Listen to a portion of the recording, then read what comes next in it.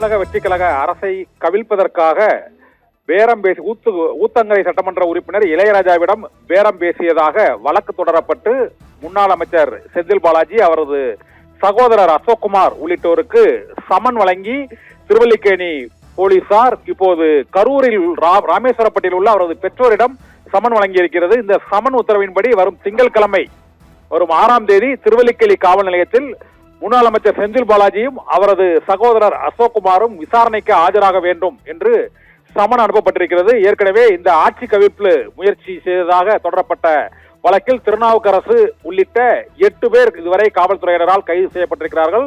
கைது செய்யப்பட்ட 3 பேரிடம் காவல்துறையினர் போலீஸ் காவலில் எடுத்தும் விசாரணை நடத்தி வருகிறார்கள். இந்த சூழ்நிலையில் அவர்கள் அளித்த வாக்குமூலத்தின் அடிப்படையில் முன்னாள் அமைச்சர் செந்தில் பாலாஜி மற்றும் அசோக்குமார் ஆகியோரின் உத்தரவின் பேரிலேயே தமிழக வெற்றி கழகத்தின் ஊத்தங்கரை தொகுதி சட்டமன்ற உறுப்பினர் இளையராஜா உள்ளிட்டோரிடம் பேரம் பேசப்பட்டதாகவும், பேரம் பேசியதில் அவர்கள் ஒத்துழைக்காமல் அவர்கள் அளித்த புகாரின் அடிப்படையில் இந்த வழக்கு தொடரப்பட்டிருக்கிறது.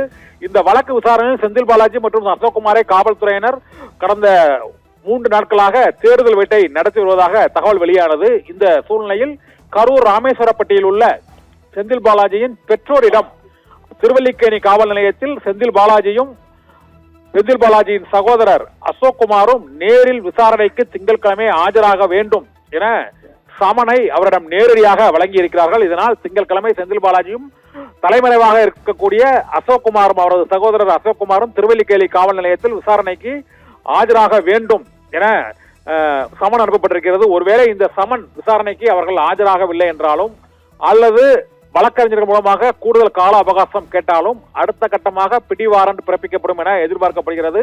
செந்தில் பாலாஜி மற்றும் அவரது சகோதரர் அசோக்குமார் இருவரும் திருவல்லிக்கேணி காவல் நிலையத்தில் நாளை மறுதினம் விசாரணைக்கு ஆஜராக வேண்டும் என்றும், ஆட்சி கவிழ்ப்பு வழக்கில் பல கோடி ரூபாய் ஊத்தங்கரை தொகுதி சட்டமன்ற உறுப்பினர் இளையராஜா மற்றும் பல்வேறு சட்டமன்ற உறுப்பினர்களிடம் அவர்கள் பேரத்தில் ஈடுபட்டார்கள் என்றும், செந்தில் பாலாஜிக்கு நெருக்கமான கரூரை சேர்ந்த இருவர் அந்த பேர பேசியதில் சம்பந்தப்பட்டிருப்பதாகவும் வழக்கு புகார் தொடரப்பட்டிருக்கிறது. இந்த தமிழகம் முழுவதும் பெரும் அரசியல் ரீதியாக சர்ச்சையை ஏற்படுத்திய மிக முக்கியமான இந்த ஆட்சி கவிழ்ப்பு வழக்கில் செந்தில் பாலாஜி, அவரது சகோதரர் அசோக்குமார் உள்ளிட்டோர் நாளை மறுதினம் திருவல்லிக்கேணி காவல் நிலையத்தில் விசாரணைக்கு ஆஜராக இருக்கிறார்கள். ஏற்கனவே கைது செய்யப்பட்ட 8 பேர் அளித்த வாக்குமூலத்தின் அடிப்படையில் இந்த சமன் வழங்கப்பட்டிருப்பதாக திருவல்லிக்கேணி போலீசார் இன்று தெரிவித்திருக்கின்றனர். நிகிதா.